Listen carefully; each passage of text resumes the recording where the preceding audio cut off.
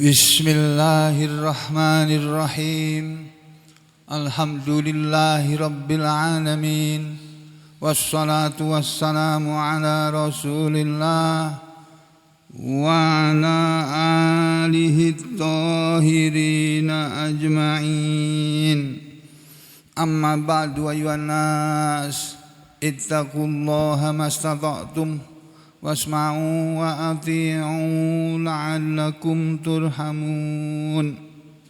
Para muslimin rahimakumullah, setelah kemarin kita membaca dan mempelajari ayat ke-37 ya.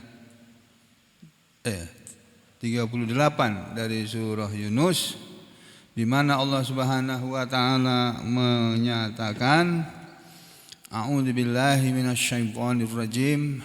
Am yaqulu naftarah. Apakah mereka berkata, wahai Rasulullah, dia Muhammad telah membikin Al-Qur'an itu. Kul, katakanlah Muhammad kepada mereka, fa'tu bi suratin mislihi, maka datangkanlah satu surat saja yang semisalnya. Wada'u, dan panggillah, serulah, ajaklah, man istata'tum min dunillah, siapa saja yang kalian mampu memanggilnya selain Allah.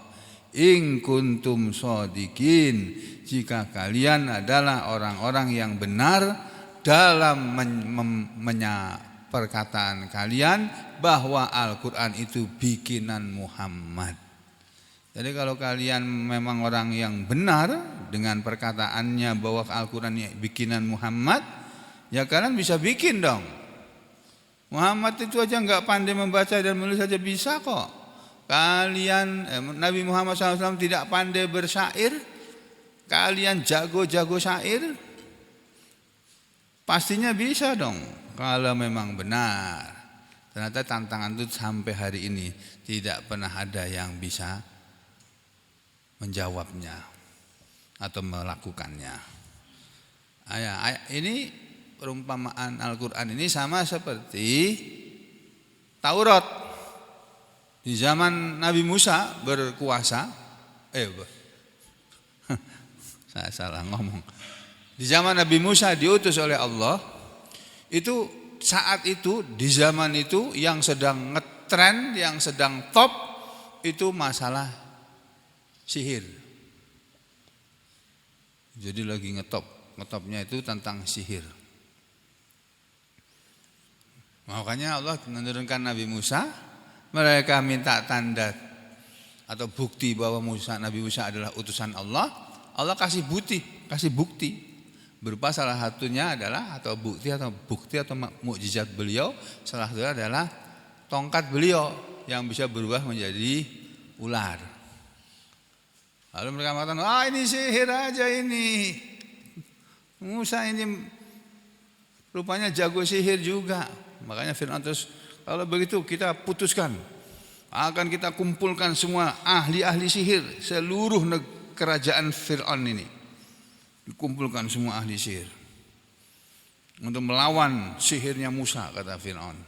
Tapi yang terjadi ketika mereka melakukan sihir yang seperti apa yang Nabi Musa lakukan, Allah perintahkan kepada Nabi Musa, lemparkan tongkatmu di hadapan Fir'aun. Dilemparkan terus berubah jadi ular gede. Nabi Musa sendiri aja takut sampai kaget, mundur dia. Lah takhaf, kamu jangan takut Musa. Itu ular tuh aku yang suruh dia. Ya, jangan takut. Nah, mereka melemparkan tongkat-tongkatnya juga jadi ular juga, tapi dimakan semua ular-ularnya itu. Nah, di zaman Nabi Isa yang sedang ngetren waktu adalah para ahli pengobatan, para tabib. Tabib kalau dokter itu bahasa Arabnya tabib. Ya. Tabibun. Kalau dokter perempuan tabibatun, tabibah. Jadi di zaman Nabi Isa alaihissalam yang sedang populer adalah masalah pengobatan. Mereka minta bukti, mana buktinya bahwa Isa itu utusan Tuhan. Mereka orang-orang Yahudi tidak percaya. Padahal mereka itu memegang kitab Taurat. Yang di dalam kitab Taurat sudah diberitakan bahwa akan ada penerus Musa, utusan Allah, penerus Nabi Musa yang bernama Isa Al-Masih. Mereka tidak percaya. Nah, minta bukti, Allah kasih bukti. Di antara bukti atau mukjizat yang Allah berikan kepada Nabi Isa alaihissalam adalah beliau bisa mengobati orang sakit. Makanya aku kepingin ketemu Nabi Musa. Kepingin ketemu Nabi Isa alaihissalam. Ya Nabi Isa, ya Rasulullah Isa, ajari aku ngobati orang stroke itu. Kalau dia datang ke tempatku nggak usah aku suntik. Aku gosok aja tangannya, kakinya. Bismillahirrahmanirrahim. Allahumma rabbana sahibil ba'sa wasfi anta syafi la shifaa illa shifaa'uka shifaan la yughadiru sama. Udah berdiri langsung jalan. Oh, insyaallah populer seluruh dunia saya itu.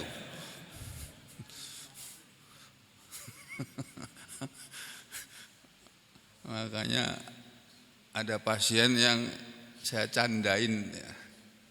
Pak, Bu, saya hanya bisa mengobati, tidak bisa menyembuhkan. Yang menyembuhkan itu Allah. Ikhtiarnya, syariatnya yang kita jalani adalah mengobati orang stroke dengan obat-obat stroke. Jangan dengan dukun. Jangan dengan yang lainnya. Orang stroke ya obatnya ya untuk orang sakit stroke. Dan itu penelitian itu sampai hari ini masih tetap dilakukan oleh para dokter saraf seluruh dunia, tapi sampai hari ini belum menemukan. Masya Allah. Makanya saya bilang sama pasien, sampean kepengin nggak ini istri sampean ini cepat sembuh? Kepengin lah dok. Hanya satu yang bisa menyembuhkan, cepat sekali. Seketika sampean datang ketemu dia, langsung sembuh seketika. Mau dok? Di mana dok? Nabi Isa Al-Masih alaihissalam. Dokternya ada aja katanya. Waktu kontrol lama dia nggak kontrol, 4 bulan kemudian baru kontrol. Kemana aja sampai 4 bulan baru kontrol. Kamu berobat kemana-mana dok, bawa ke Banjarmasin, bawa ke Jakarta, bawa ke sampai ke dukun, dia bilang benda mengaku, sampai ke dukun kami bawa. Ya. Jadi 4 bulan sampai nggak pernah kontrol bawa istrinya ini. Sudah kemana-mana, aduh ya sebetulnya nggak boleh kayak gitu. Sama mau pergi kemanapun juga obatnya sama. Kami ini punya persatuannya kok. Persatuan dokter ahli saraf se-Indonesia maupun sedunia itu ada. Ya jadi ya itulah dok. Kami memang berusaha gimana caranya supaya istri ini bisa cepat baik gitu katanya. Iya, saya belum ketemu Nabi Isa katanya. Rupanya sampean ingat ya, ingat cerita saya dulu ya. Iya, ya sudah. Ini pokoknya Pak ya, orang stroke itu tetap harus tetap berusaha berobat sampai 4 tahun. Boleh minum obat stroke sampai 4 tahun. Enggak merusak ginjal lah, enggak merusak liver lah. Itulah kemahakuasaan Allah. Allah kasih penyakit dan manusia dibuat oleh Allah menemukan obatnya yang jika obat itu diminum sampai bertahun-tahun sampai seumur hidup pun tidak akan mengganggu organ yang lainnya. Sama seperti obat-obat jantung, sama seperti obat-obat gula. Jadi itulah kemahakuasaan Allah. Orang sakit jantung biasanya obatnya itu sekeranjang. Kresek itu. Tanya Pak Mustar ini. Kalau berobat ke BPJS itu. Buahnya ini tanya Pak Agan ini. Ya, kalau datang kontrol ke dokter jantung kan obatnya kresek itu. Paling enggak 6 atau 8 atau 10 macam. Kalau saya berusaha sesedikit mungkin, saya berharap Allah menyembuhkan. Saya enggak berharap saya bisa mengobatinya sampai sembuh enggak. Saya mengobati diri sendiri aja enggak bisa kok. Sakit pinggang itu loh, gara-gara gendong Zidan muter gitu. Waduh, sampai 14 hari sebelum lebaran itu, aduh pinggangku tuh, ruku aja setengah mati, ruku, aduh kenapa sakit sekali ini. Biasanya diurut Pak Uji itu, biar cepat sembuh, biasanya cepat baik, malah tambah sakit. Wah, astagfirullahaladzim. Aduh. Sampai saya mau pulang berapa hari sebelum lebaran itu. 2 hari apa ya sebelum lebaran itu. Itu saya masih sakit tuh. Di jalan itu. Tidur. Bangun malah sakit. Ketika perjalanan dari Surabaya ke Solo. Duduk terus saya. Malah gak sakit. Oh berarti duduk lebih enak ya. Makanya sekarang kalau saya duduk saya pepetkan ke sini. Tapi ini kurang lurus ini. Kurang tegak.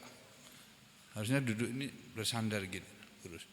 Punggungnya lurus. Nah ini selama ini ya kalau duduk gini jadinya bungkuk ini tulang bunyinya ini. Enggak terasa. Nggak tahun 2000 berapa ini dibikin membungkuk terus. Jadi saya kadang-kadang kelihatan bongkok. Kalau mau foto disuruh foto bersama itu tunggu dulu saya kempeskan perutnya dulu. Dengan menegakkan pinggang ini kan perutnya kempes, enggak kelihatan perutnya gede. Ini bercanda aja. Jangan direkam loh ya. Jadi bapak-bapak, ibu-ibu dan saudara sekalian, begitulah Allah Subhanahu wa taala ya. Allah maksud saya bukan beliau. Allah Subhanahu wa taala menurunkan kitabnya di saat mana sesuatu peristiwa sedang ngetop. Nah, termasuk Nabi Muhammad SAW diutus ketika orang Arab pada waktu itu sedang sukanya mereka kepada syair. Lagi ngetrennya itu, adu bikin syair. Turun Al-Quran ini. Lalu mereka mengatakan ini syair ini yang dibacakan Muhammad ini syair ini. Ini contohnya ini coba. Jadi baca dari sini nih. A'udzu billahi minasy syaithanir rajim. Wa ma kana hadzal Qur'anu an yuftara min dunillah. ولكن تصديق الذي بين يديه وتفصيل الكتاب لا ريب فيه من رب العالمين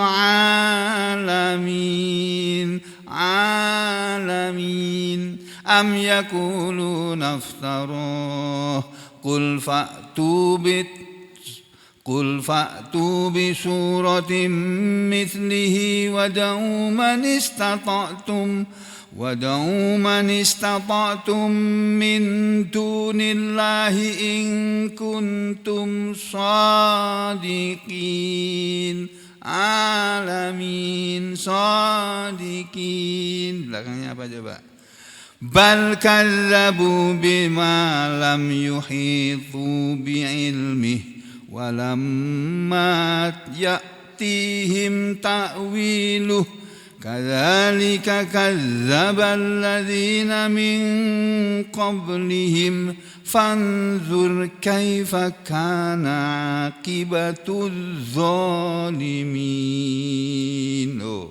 Zalimin sadiqin. Belakangnya juga sama lagi. Wa minhum man yu'minu bihi wa minhum man la yu'minu bihi wa rabbuka a'lamu bil mufsidin. Loh, kan seperti syair itu bunyinya in. Alhamdulillahi rabbil alamin. Ar-Rahmanir Rahim. Maliki yaumiddin. Iyyaka na'budu wa iyyaka nasta'in. Ihdinas siratal mustaqim.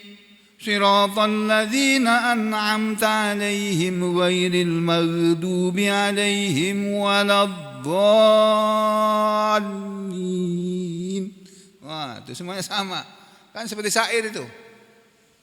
Nah, saudara sekalian, ayat berikutnya ayat yang ke-39 Allah Subhanahu wa taala berfirman dalam surat Yunus ayat 39 ini, ya.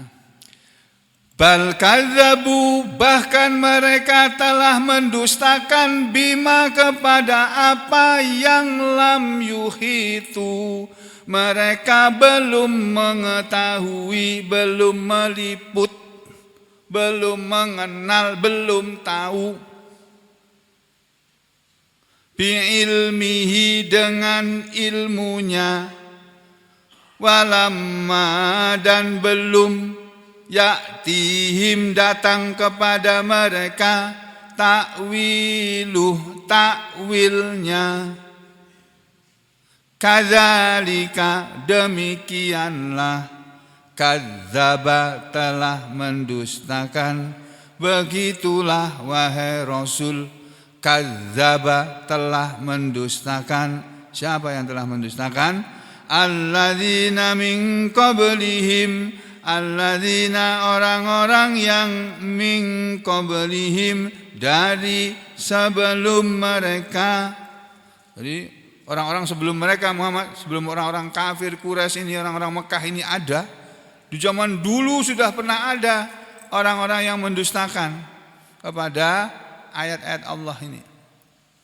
Fanzur, maka lihatlah, maka perhatikanlah, kaifa bagaimana, kana keadaan, akibatul zalimin. Akibatu artinya akibat. Sudah masuk dalam bahasa Indonesia. Akibat itu bukan bahasa Indonesia, itu bahasa Arab. Yang bahasa Indonesia yang didapat dari bahasa Arab. Akibat itu apa sih? Akibat itu akhir dari sesuatu urusan. Akhir dari sesuatu hal, akhir dari sesuatu peristiwa, itu akibat. Di dalam ayat yang ke-39 Allah Ta'ala berfirman, ya, bahwasanya mereka orang-orang Mekah itu telah mendustakan kepada apa yang mereka belum tahu ilmunya. Sebetulnya mereka itu belum mengerti Al-Quran ini firman Allah yang bicara atau yang terbaca, yang mereka dengar disampaikan oleh Nabi Muhammad SAW itu adalah kalamullah atau firman Allah, omongan Allah. Mereka itu belum tahu, tapi sudah ditolak. Nah, makanya di terjemahan Kementerian Agama kita lihat coba. Nah, Kementerian Agama menerjemahkan ayat 30 berapa tadi? Di halaman berapa itu Pak? 213 ya, di Al-Quran Kementerian Agama di halaman 213. Di ayat yang ke-38 39 ini Allah Ta'ala berfirman, bal kadzabu, ya, bahkan mereka telah mendustakan, bahkan yang sebenarnya ini dalam kalimat Al-Qur'annya enggak ada. Bal itu bahkan. Bal bahkan kadzabu, yang sebenarnya mereka mendustakan, bima lam yuhitu, mendustakan kepada apa yang mereka belum mengetahuinya. Bima lam yuhitu, dengan apa yang mereka belum meliputi, belum mengetahuinya, belum tahu. Nabi Muhammad baru membacakan langsung enggak mau dengar. Makanya orang-orang Mekah, orang kafir Quraisy Mekah kan pernah kalau datang Nabi, mereka enggak mau dengerin apa yang dibacakan Nabi, mereka menyingkir. Karena takut kena pengaruh, katanya, takut kena pengaruh sihirnya Muhammad itu. Mereka belum mengetahui sebenarnya. Bal kadzabu bima lam yuhitu, ya, bi ilmihi, mereka belum mengetahui dengan sempurna, diartikan begitu, bi ilmihi. Walam ya'tihim ta'wilu, dan belum mereka peroleh penjelasannya. Walam ya'tihim, dan belum datang kepada mereka ta'wiluhu, takwilnya, penjelasannya belum datang, baru dibacakan. Mereka belum dijelaskan, sudah mendustakan dulu. Tuh. Kadzalika kadzdzabal ladzina min qablihim, demikianlah halnya umat-umat yang ada sebelum mereka, maksudnya telah mendustakan rasul mereka. Fanzur kaifa kana akibatuz zalimin, maka perhatikanlah bagaimana akibat orang yang zalim. Nah ini lho Pak. Jadi bapak-bapak, ibu-ibu dan saudara sekalian, kok jadi pindah. Dari ayat ini kita mendapatkan pelajaran sebagaimana yang disampaikan oleh para ahli tafsir tentang ayat yang ke-39 ini. Kata Imam Al-Baghawi seperti ini penjelasannya. Bal kadzabu bil bima lam yuhitu bi ilmi, bahkan mereka telah mendustakan kepada apa yang mereka belum mengetahui ilmunya. yakni Al-Qur'an yang dimaksud mereka mendustakan dengan sesuatu yang mereka belum tahu ilmunya. Maksudnya mereka mendustakan kepada Al-Qur'an. Mereka belum tahu ilmunya, pengetahuan tentang Al-Qur'an sudah mereka dustakan. Kadzabu bihi, mereka telah mendustakan kepadanya, walam yuhitu bi ilmihi, padahal mereka belum tahu ilmunya, belum tahu tentang isi Al-Qur'an itu, belum dijelaskan oleh Nabi, mereka sudah menolak.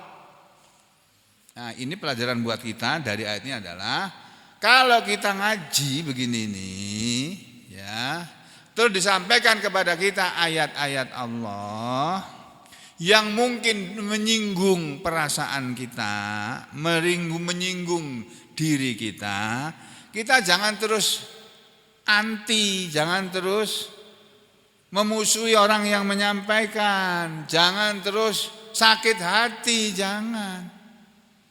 Karena memang Allah menyatakan nanti dalam ayat ini juga, Al-Qur'an itu sifaun lima fis sudur, obat bagi apa atau penyakit apa yang ada dalam hati. Jadi Al-Qur'an ini obat orang yang punya penyakit hati. Penyakit hati yang ada disebut dalam Al-Qur'an itu ya, ma fis sudur, penyakit apa yang ada dalam hati, itu bukan penyakit liver, bukan penyakit sirosis, hepatis, penyakit kanker hati, bukan. Penyakit hati itu iri.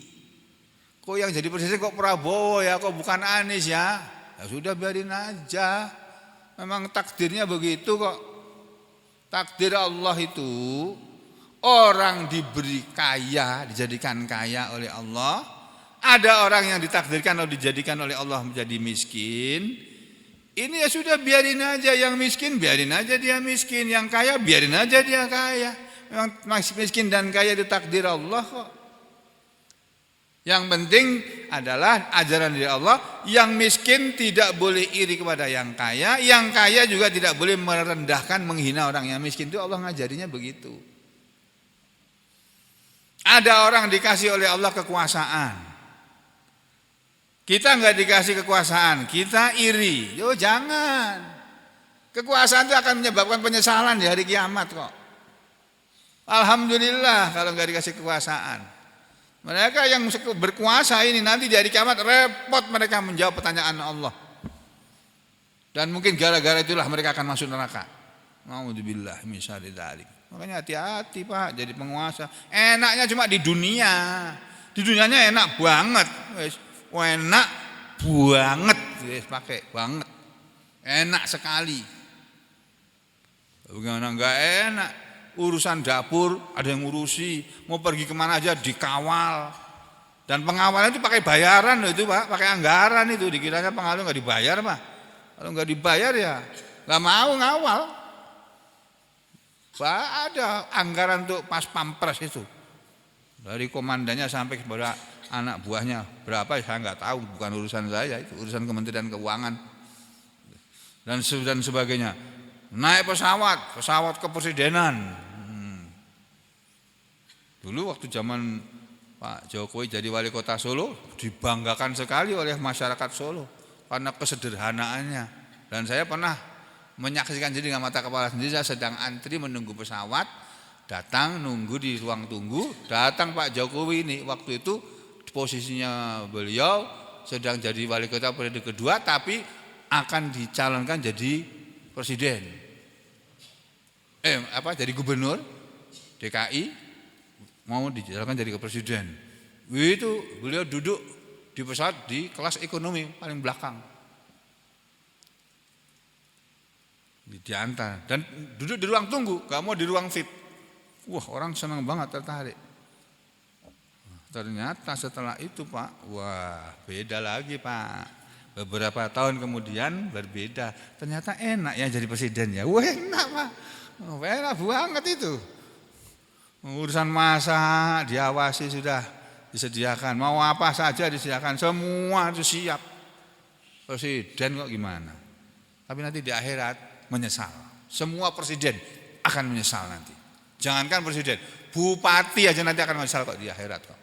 apalagi presiden. Demikian juga gubernur. Menyesal nanti mereka. Kalau tahu aku begini di akhirat, aku dulu nggak mau jadi presiden, nggak mau aku jadi gubernur. Iya, nanti di akhirat. Tuh. Halaka anni sultania, ma aghna anni maliya, halaka anni sultania. Telah habis binasa hartaku dan telah habis binasa juga kekuasaanku. Ternyata harta dan kekuasaanku tidak bisa menyelamatkan diriku di hadapan Allah. Kalau di hadapan manusia, di hadapan hukum ini yang ada di antara manusia ini, mereka bisa selamat, nggak bisa kena hukum, nggak bisa. Ditangkap oleh KPK, KPK nggak berani nangkap presiden atau anaknya presiden, nggak berani, nggak berani. Ya. Jadi begitulah dunia ini. Jadi kalau kita ditakdirkan jadi orang kaya, bersyukur. Dijadikan orang miskin, bersabar. Nah, itu kuncinya hidup tuh sabar, syukur. Nomor 1 iman, terus diiringi dengan amal soleh, terus ada modal sabar dan ada modal syukur. Udah itu aja. Lagi sakit sabar, dinikmati sakitnya. Aku juga menikmati sakitku. Enak juga ternyata jadi orang sakit ya. Nah, aku menyuntik diriku nggak bisa Pak. Kalau aku bisa nyuntik, aku suntikin diriku, nggak bisa. Gini nggak bisa. Pasien makanya sering baru aku tahu, makanya pasien-pasienku yang sakit pinggang itu kadang seperti orang manja gitu. Apalagi kalau ibu-ibu itu, manjanya dalam hatiku gitu. Rupa-rupanya disentil aku oleh Allah. Geng. Kamu nggak boleh bilang gitu sama orang sakit. Ini sakit beneran ini, bukan manja. Ternyata bener Pak, sakit banget Pak. Itu kan pasien-pasien kan dulu kalau datang berobat itu duduk. Ya pelan-pelan dok. Duduk ya, duduk pelan-pelan, duduk. Aduh, gitu. Ya Allah, kaget sampai aku. Sakit bener, bujur sakit lah. Enggak dok, enggak main-main, bujur sakit ini. Ya sudah duduk pelan-pelan, sudah seenaknya sudah duduk. Lama aku nunggu prosesnya, duduk aja, mau duduk. Kalau duduk kada bisa dok. Kalau baring kada bisa duduk. Kalau baring kalau bisa duduk, aku ngalih nanti meriksanya Bu. Baring setumat. Ya sebentar ya pelan-pelan. Sampai 10 menit Pak, hanya dari duduk tidur. Aduh pasien di belakang itu masih nunggu banyak ini orang saat ini. Dalam hatiku manja, ternyata betul Pak. Aku ngerasakan sekarang. Mungkin gara-gara omonganku ini Allah tegur aku, nggak boleh geng kamu bilang kayak begitu. Rasain sekarang tuh sakit pinggang enak kan? Iya Allah bener enak ya. Enak sakit banget ya Allah. Waduh masya Allah. So, kalau masih ada orang sakit pinggang masih punya istri gitu, nggak mungkin dia kumpul sama istrinya, nggak mungkin Pak. Pray dulu itu, nggak bisa. Wes, untung aku bebas merdeka. Itu ketawa sih, bebas merdeka jadinya sakit pinggang ya dinikmati aja. Udah kembali sini. Ini tadi intermezzo aja. Jadi saudara-saudara sekalian, bapak-bapak, ibu dan sekalian. Allah bercerita dalam ayat ini tentang orang-orang yang mendustakan kepada Al-Quran. Yang mereka belum tahu ilmunya sudah mereka dustakan. Ini Allah menyatakan. Walamma ya'tihim ta'wilu, dan belumlah datang kepada mereka takwilnya, penjelasannya. Maksudnya akibatu, penjelasan tentang akibat apa yang wa'adallahu fil Quran, apa yang Allah telah janjikan dalam Al-Quran, atau apa yang Allah telah ancamkan dalam Al-Quran, itu mereka belum tahu. Kalau orang menolak Al-Quran ini, mendustakan Al-Quran ini, akibatnya apa? Mereka itu belum tahu dengan ilmu yang sesungguhnya, belum tahu akibatnya. Akibat itu kan artinya akhir dari satu urusan. Jadi urusan orang yang mendustakan kepada Al-Quran itu akibatnya akan masuk neraka. Itu mereka nggak paham, belum tahu gitu loh. Makanya dalam terjemahan Kementerian Agama tadi diartikan ini loh. Bahkan yang sebenarnya mereka mendustakan apa yang mereka belum mengetahuinya dengan sempurna. Ini takwilnya ini. Tarjamah takwil ini. Dan belum mereka peroleh penjelasannya, walamma ya'tihim ta'wiluh. Jadi penjelasannya belum tahu, akibat dari mendustakan Al-Quran itu mereka belum tahu, tapi mereka berani mendustakan. Nah, pelajaran dari ayat ini untuk kita adalah kita jangan pernah mendustakan Al-Quran, jangan pernah menolak Al-Quran, walaupun itu menyinggung diri kita. Sakit hati kita ketika dijelaskan ayat Allah mengenai riba misalnya, padahal kita masih melakukan riba. Atau tentang judi, padahal kita masih suka judi. Atau tentang minum-minuman keras, atau tentang makan narkoba, padahal kita masih suka minum-minuman keras, masih suka makan narkoba.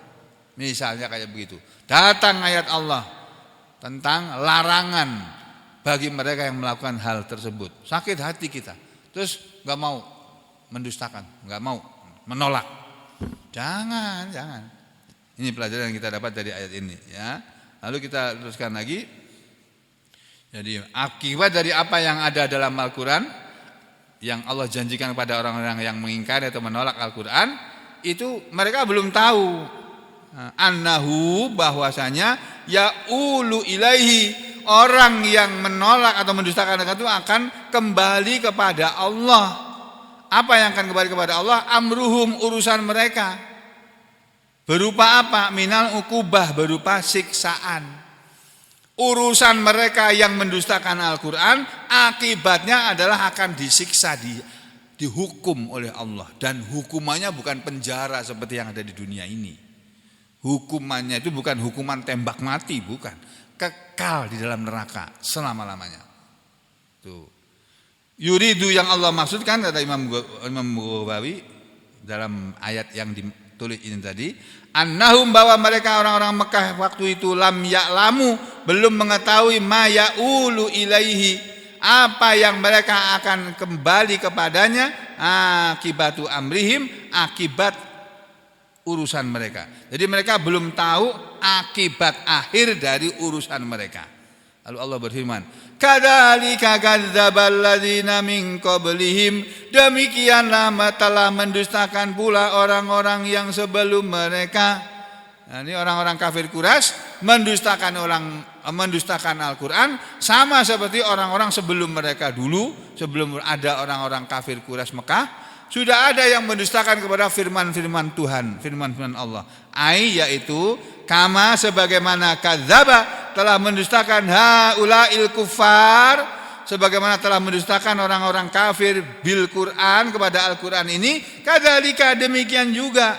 Saya ulangi ya, maksud ayat ini, kama kadzdzaba haula'il kufaru bil Quran, sebagaimana mereka telah mendustakan, mereka yang kafir telah mendustakan kepada Al-Quran. Kadzalika, demikian juga, begitu juga kadzdzaba, telah mendustakan alladzina min qablihim, orang-orang yang sebelum mereka, min kufaril umamil khaliyah, dari kalangan orang-orang kafir umat-umat yang lalu, yang telah lewat.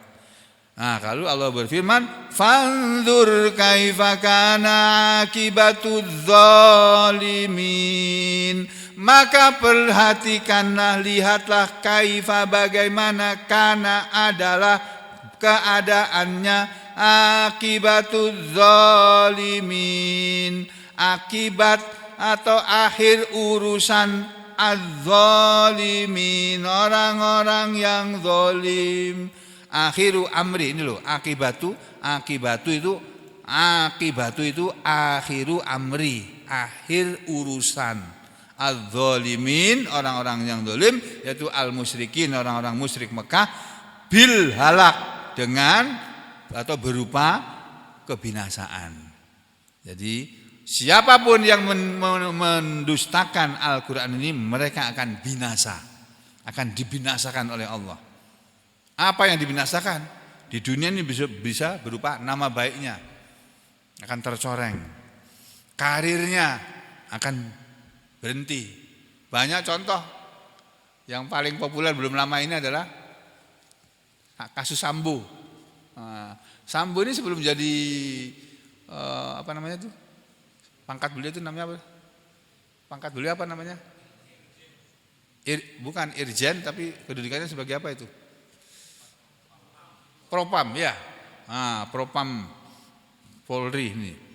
Jadi komandannya para CPM Polri itu. Para PM-nya Polri itu, komandan tertingginya ya Pak Sambo itu. Gara-gara berbuat zalim, karirnya habis. Itu ada contohnya seperti itu. Tapi ada juga sebetulnya Sambo itu vonisnya hukuman mati. Tapi dibatalin jadi hukuman seumur hidup. Dan katanya berita yang beredar tidak dipenjara. Karena kalau sampai dilakukan seperti itu dia bongkar semuanya di atasannya ini, dia bongkar semuanya. Itu begitulah kalau orang besar berbuat pelanggar hukum bisa selamat atau diselamatkan oleh yang bisa menyelamatkan. Tapi nanti di akhirat masih ada urusan itu, ada urusan lagi, belum selesai di dunia ini. Semua urusan ini nanti Pak, turja'ul umur. Semua urusan akan dikembalikan. Wa ilallahi turja'ul umur. Dan kepada Allah lah akan dikembalikan segala urusan. Makanya dalam setiap hari, dalam setiap saat ketika kita berurusan dengan urusan apapun, hati-hati. Jangan sampai urusan kita itu yang sedang kita jalani adalah urusan yang buruk, urusan yang jelek, yang bisa berakibat mencelakai diri kita sendiri. Hati-hati. Itu gunanya kita berhati-hati, atau dalam istilah agama kita bertakwa. Jadi dalam semua urusan hati-hati. Urusan dengan orang tua hati-hati. Urusan dengan anak hati-hati. Urusan dengan istri hati-hati. Urusan dengan suami hati-hati. Urusan dengan tetangga hati-hati ya, takwa kamu. Urusan dengan bawahanmu hati-hati. Urusan dengan atasanmu hati-hati. Itu loh. Islam mengajari kita seperti itu. Dalam semua urusan. Karena semua urusan nanti akan dikembalikan kepada Allah. Itu. Nah, kalau Ibnu Katsir dalam tafsirnya beliau menjelaskannya seperti ini. Bal kadzabu bima lam yuhitu bi ilmi walamma ya'tihim ta'wilu. Bahkan mereka telah mendustakan kepada apa yang belum mereka mengetahui ilmunya dan belum datang kepada mereka penjelasannya. Maksudnya kata Ibnu Katsir, yaqulu Allah berfirman, bal bahkan Muhammad kadzdzaba haula'i, mereka itu telah mendustakan bil Quran, sama dengan Imam Al-Baghawi. Karena saya baca Imam Ibnu Katsir itu sebelum menulis tafsirnya, dia membaca kitab tafsir Al-Baghawi. Referensinya, daftar kepustakaannya tafsir Ibnu Katsir ini salah satunya adalah tafsir Al-Baghawi, tafsir Al-Qurtubi, ya, tafsir Ibnu Taimiyah, tafsir Ibnul Qayyim. Itu dibaca semuanya itu oleh Ibnu Katsir itu. Makanya saudara baca tafsir Ibnu Katsir itu sudah kaya ilmunya ini. Banyak ilmu kita dapatkan di sini. Ya.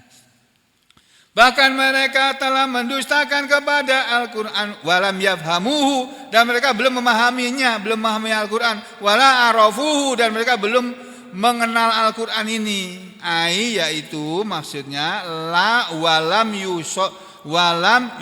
yuhasilu, dan belumlah menghasilkan mereka itu ma fihi, apa yang ada di dalam Al-Quran, minal huda, berupa petunjuk, wa dinil haqqi, dan aturan yang hak, agama yang benar, ilahi ini disampaikan kepada saat takdzibihim, pendustaan mereka bihi kepadanya, jahlan wa safahan, karena kejahilan dan kebodohan mereka. Jadi orang-orang kafir Quraisy dulu menolak Al-Quran itu karena kebodohan mereka. Nah, demikian juga kalau masa sekarang ini masih ada orang yang tidak mempercayai Al-Quran, itu orang-orang bodoh itu. Walaupun mereka bergelar profesor, tapi bodoh. Di hadapan Allah mereka itu orang-orang yang bodoh. Sufa'ahu minan nas, orang-orang bodoh di antara manusia.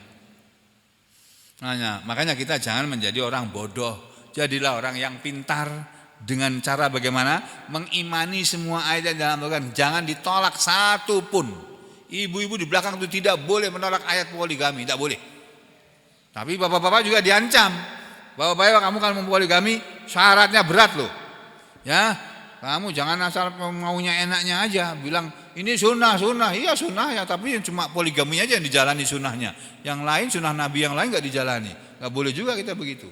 Tapi ibu-ibu menolak poligami nggak boleh. Marah-marah boleh, ngelempar piring boleh, nendang pintu boleh. Tapi menolak ayat Al-Quran tentang poligami enggak boleh. Kafir sampean. Ibu-ibu itu kalau menolak ayat poligami. Walaupun di sini enggak ada yang berpoligami di sini. Malah ada yang enggak punya istri. Itu contohnya itu. Tuh. Jadi Bapak-bapak, Ibu dan sekalian, ini firman Allah ini diterangkan seperti itu oleh Ibnu Katsir. Lalu di belakangnya di akhir ayat ini Allah Taala berfirman, kadzalika kadzdzabal ladzina min qablihim, demikianlah telah mendustakan orang-orang sebelum mereka. Sama ini yaitu minal umami syarifah. Tadi minal umamil khalifah. Imam Al-Bawi mengatakannya minal umamil khalifah. Kalau Ibnu Katsir minal umami salifah. Sama. Dari kalangan umat-umat yang salifah. Sudah lewat salaf. Salifah. Ya, umat-umat yang sudah lewat dulu. Fanzur kaifa kana akibatuz zalimin, maka lihatlah bagaimana keadaan akibat akhir orang-orang yang zalim itu. Diterangkan oleh Ibnu Katsir, maksud ayat ini adalah maksudnya fanzur, maka perhatikanlah kaifa bagaimana ahlaknahum, kami telah membinasakan mereka orang-orang zaman dulu. Kami binasakan umatnya Nabi Nuh, kami habisi semuanya sampai tidak ada satu orang kafir pun yang hidup. Karena Nabi Nuh mintanya begitu. Wala tadar minal kafirina dayyara, dan jangan kau biarkan wahai Allah satu rumah pun milik orang kafir itu bersama penghuninya, jangan kau biarkan hidup di muka bumi ini. Karena kenapa? Kalau mereka nanti beranak, nanti anaknya juga akan mendustakan ayat-ayatmu juga ya Allah, kata Nabi Nuh begitu. Makanya oleh Allah dikabulkan doa Nabi Nuh, dihabisi semua manusia itu. Jadi tersisa cuma beberapa orang. Ada yang mengatakan beberapa orang, ada yang mengatakan beberapa puluh orang. Itu padahal Nabi Nuh berdakwah 950 tahun. Nah, aku baru berdakwah beberapa tahun, belum sampai puluhan tahun, baru belasan tahun aja aku dakwah di sini. Pengikutnya cuma sedikit. Ini dibandingkan dengan penduduk kota Sampit kan nggak ada apa-apanya ini. Tapi nggak apa-apa. Yang mau aja ke sini. Makanya sampean ajak-ajak orang itu ngaji tempat kami. Nggak mau, sana Muhammadiyah. Bukan Muhammadiyah di sini. Di sini orang Muhammadiyah boleh ngaji, orang NU boleh, orang LDI boleh, orang MTA boleh, orang Salafi boleh. Tapi orang Salafi biasanya nggak mau. Ya, kenapa? Karena mereka sudah merasa pintar, nggak mau. Ya, jadi saudara-saudara sekalian, ajak orang-orang itu untuk ngaji. Ya, jangan sampai sendiri aja. Asal sudah diajak, mereka nggak mau tuh urusan mereka. Yang penting kita pernah ngajak, itu loh. Ya, ini Ibnu Katsir mengatakan, fanzur kaifa kana akibatul zalim, maksudnya fanzur maka perhatikanlah kaifa bagaimana ahlaknahum, kami telah membinasakan mereka. Orang-orang terdahulu bitakdzibihim rusulana, dengan sebab pendustaan mereka terhadap rasul-rasul kami, zulman wa uluwan, karena kezaliman mereka, wa uluwan, dan karena kesombongan mereka, wa kufran, dan karena kekafiran mereka, wa inadan, dan karena penentangan mereka, wa jahlan, dan karena kebodohan mereka. Fahzaru ayyuhal mukadzibun, maka waspadalah kalian semua wahai orang-orang yang mendustakan, ya, ayyusibakum, bahwa bisa menimpa kepada kalian, ya, ma'asobahum, apa yang pernah menimpa kepada mereka umat-umat terdahulu. Jadi kepada orang-orang yang mendustakan ayat-ayat Allah akan dihabisi oleh Allah, dibinasakan oleh Allah dengan caranya yang kita sekarang belum tahu, tapi pasti akan dibinasakan. Nah, kita berlindung kepada Allah dari dibinasakan oleh Allah. Mari kita berdoa untuk diri kita dan keluarga kita. Bismillahirrahmanirrahim. Alhamdulillahirabbil alamin. Allahumma shalli ala Muhammad wa ala ali Muhammad.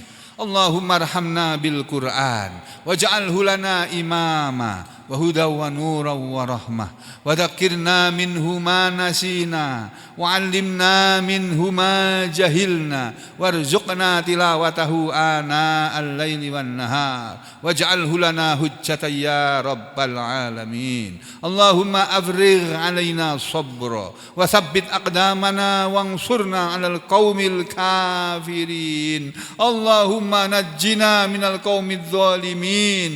Allahumma anjil muslimina fi Indonesia min komunisme wa sairil adyan al batilah.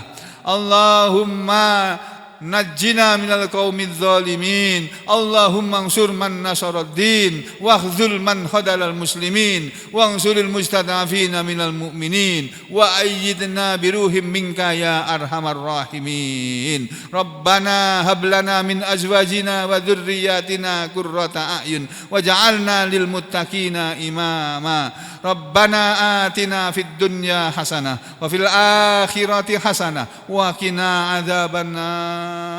Ya Allah, ampunilah dosa-dosa dan kesalahan kami semuanya. Berilah kami semuanya kesehatan dan kekuatan, dan sembuhkanlah penyakit-penyakit yang kami derita ya Allah. Berilah kami semuanya kemudahan dan keberuntungan dalam hidup ini.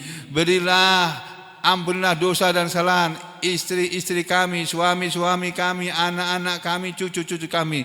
Berilah mereka semua kemudahan dan keberuntungan dalam hidup mereka masing-masing. Jauhkan mereka dari kesyirikan dan kemaksiatan dalam segala urusan mereka, dan lindungilah mereka ya Allah dari kejahatan makhluk paduka ya Allah, baik dari bangsa jin, bangsa manusia, bangsa hewan, bangsa tumbuh-tumbuhan, dan dari segala makhluk paduka ya Allah. Berilah mereka kemudahan dalam segala urusan mereka, urusan jodoh-jodoh mereka, urusan rezeki mereka, urusan kuliah mereka, urusan sekolah mereka, urusan pekerjaan mereka, dan urusan rumah tangga mereka. Dan lindungilah mereka dari kemaksiatan dalam segala urusan mereka. Hanya kepada paduka kami menyembah ya Allah, dan hanya kepada paduka kami mohon pertolongan. Allahumma atina fid dunya hasanah wa fil akhirati hasanah wa qina adzabannar. Wa sallallahu ala Muhammadin wa ala ali Muhammad walhamdulillahi rabbil alamin.